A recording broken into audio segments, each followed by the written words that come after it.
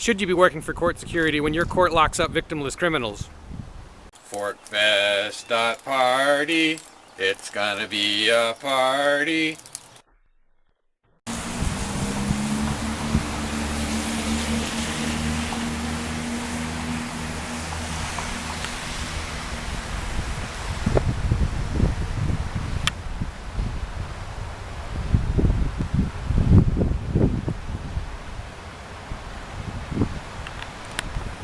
Doesn't look very busy over there.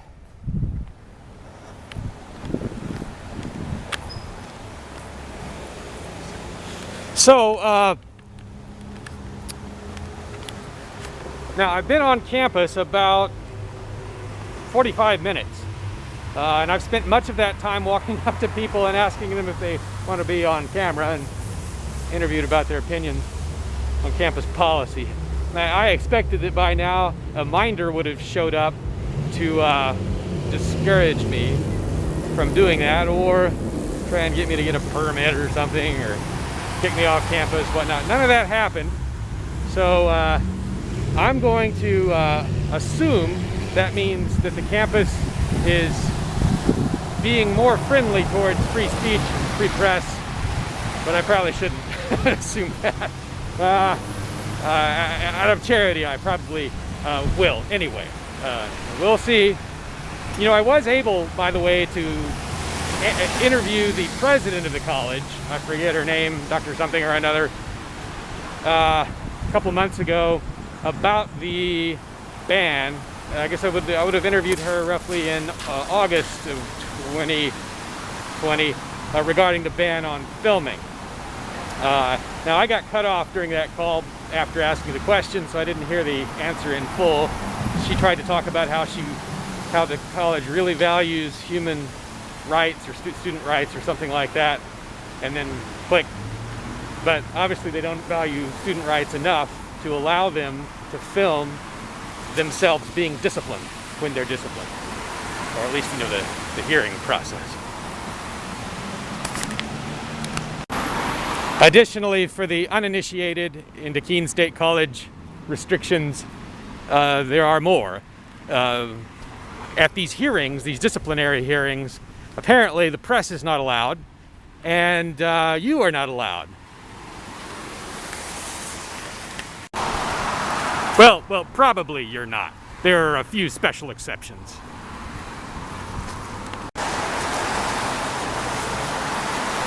Stupid in America.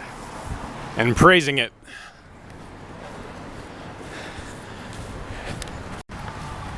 I'm off Keene State College property right now, by the way, for the uninitiated.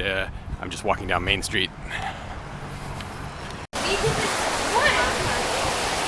So as some of you may have heard, a liberty activist won the Republican nomination for sheriff here in Keene.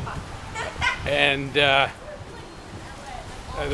more interesting thing, though, about this liberty activist is that she's also a Satanist, and she's trans. So it's created all kinds of brouhaha.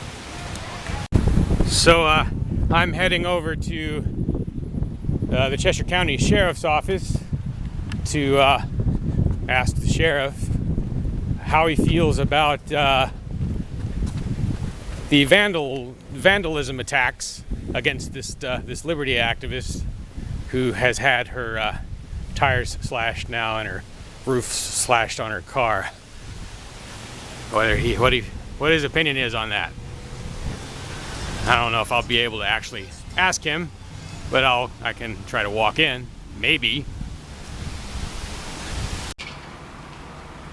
Maybe not. They should just close down, period.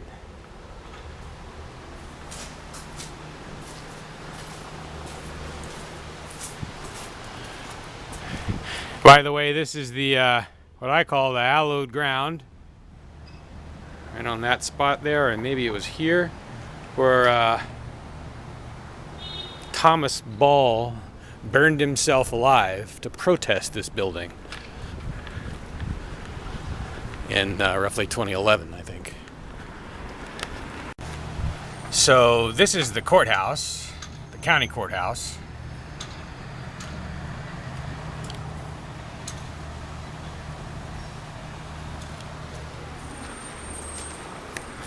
It's actually a smaller list of things you're not allowed to do than I would have expected.